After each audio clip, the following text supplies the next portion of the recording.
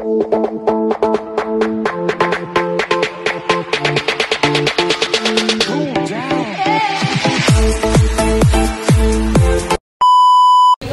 guys! Welcome back to my channel. For today's video ay kakain do ang aking banana ng Jollibee. Para siyang naglilihi, no? Tapos tayo yung laman, charot. So, galing kasi kami sa George. Tapos nag-isip na mula siya, gusto niya kumain ng Jollibee. Hindi na kailangan pupunta sa Lucky Plaza para kumain ng Jollibee. Kasi guys, dito sa Novena, meron isang shopping center na pwede na tayong kumain ng Jollibee. Lunch hour na kasi guys, kaya crowded, no? Pagkatapos ng Novena session. Nag-attend kasi kami ng 12 o'clock. Tadaan! Welcome to Jollibee! Ayan, no? Malaki din itong Jollibee dito guys, sa Novena. Basta lunch hour, ang hirap pumanap ng pwesto guys, no? Agawan. Ayan. Pero malaki naman itong lugar na to. Meron dito sa loob. So, order muna tayo. Ito, naka-order na tayo guys. Puro lang manok. Ang gusto kasi ng banana ko is manok lang siya. Spicy. Tapos with french fries. At saka jolly hotdog. Walang drinks. Kasi ayaw namin mag-take ng cold drinks. Water will do. So, after ng lunch namin, mag-window shopping daw kami. Charot. Ito ang aming order guys. Oh, so, 2 pieces of chicken each. No, tapos meron tayong french fries. Meron din tayong jolly hotdog. Kain. Tapos na kaming nag-lunch guys. Lusong-lusong ng ang aming tiyan.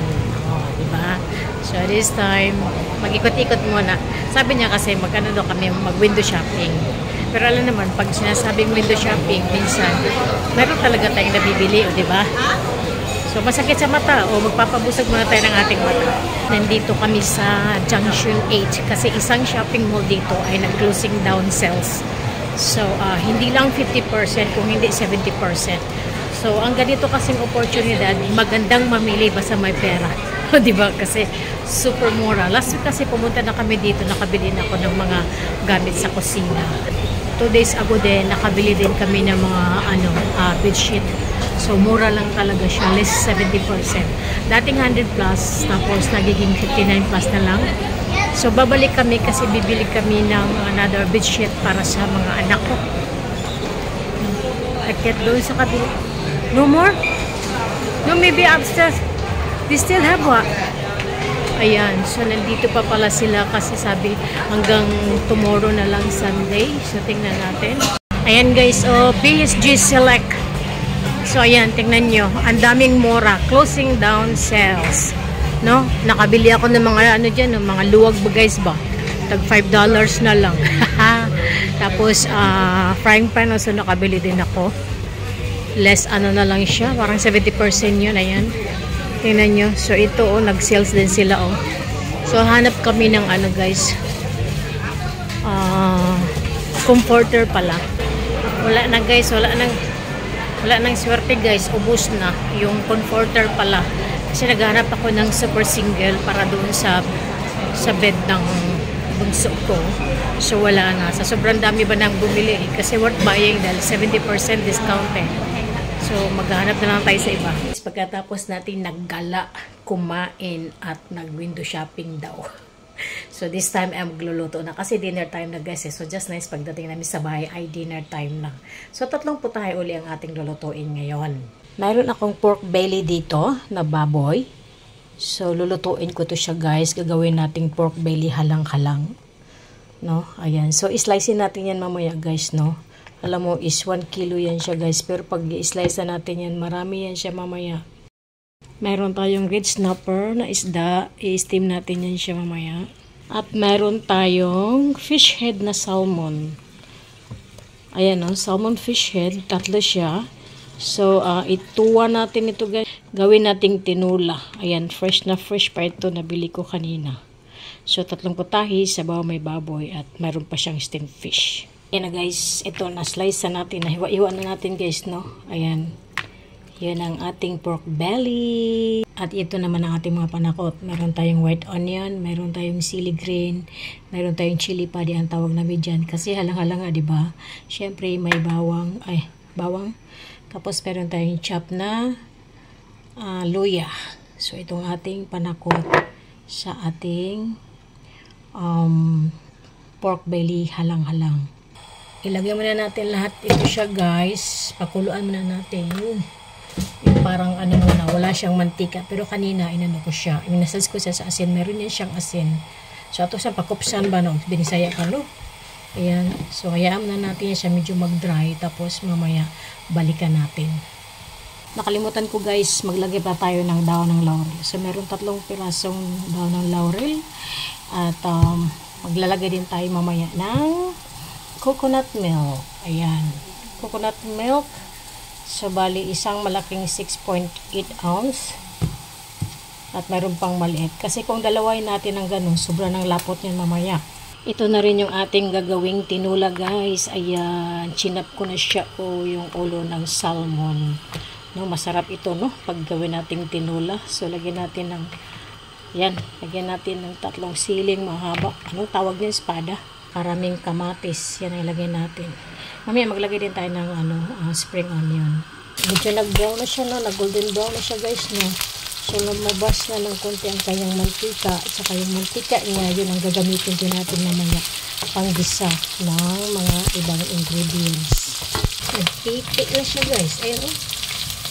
Golden brown na siya, no? Lumabas na ang kanyang mantika ba? Ayun, oh. Yan. So, pwede natin itabi muna yan siya. Itabi muna natin yan siya, guys, na konti. Yan siya. Lagyan muna natin yung luya. Yan siya. Luya muna. So, labas muna natin yung aroma niya. Nagpiti-piti na ang baboy. Yan. Then, ating sibuyas. Yung white onion. Sarap na sarap ako dyan sa white onion na yan. Nakasarap ito ng konti.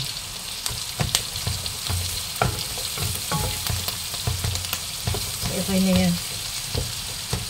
Tapos kung lumabas yung, ayun. Tumutok na. Ayun. Ayan siya. Tapos, yung bawang. Kumulo na rin yung isa sa kabila eh. Yung tinula eh. Lumabas na yung amoy. Kabango-bango. Ihalo na natin yung baboy, guys. Yan. Pag-aluin na natin. Ganyan na siya. Lagyan natin ng tubig. Pakuluan muna natin. Palambutin na natin yung baboy. At least mga 45 minutes, no? Mga 45 minutes. Balikan natin yan siya mamaya. So, ayun na siya, guys. Malambot na yung karne niya. So, maglagay ulit tayo ng konting tubig. Ayan. At ilagay na natin ang ating sili. Ayan. Lagay na natin lahat yan. Ang ating daon ng laurel. At yung another chili padi. Ayan na siya, guys. Ilagay ko na pala yung gata, guys. Ayan. Lagay pa natin uli ito.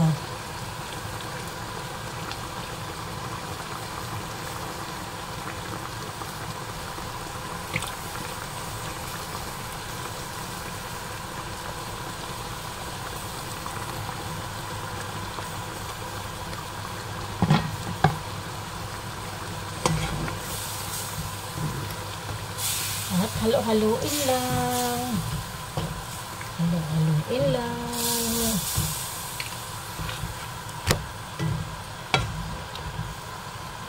Hindi na ako naglagay ng ng ibang sauce kasi kanina nung binabad ko siya sa asin, dumikit na yung lasa niya, guys. So, ayan.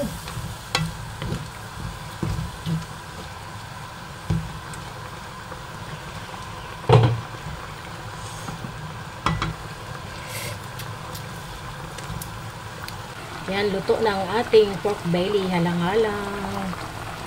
Luto na siya. At ito rin ang ating tinulang fish salmon head. Uy, baliktad ba? Ayan siya. I'm ready to serve na yan siya. Waiting na lang sa aking mga anak na dumating. At ayan ang ating steamed fish. Ayan, luto na rin siya, guys. Diba? Ready to serve na rin yan siya. Oh. Diba? Isang buo, tapos hiniwa ko lang into 2. Malaki siyang isda eh. Sobrang pawis ko, after cooking, para na ako ditong sus, ko, grabing init kasi sa kusina. So, luto na ang ating gatong putahe at ready to serve na. And that's all for today. Thank you so much for watching.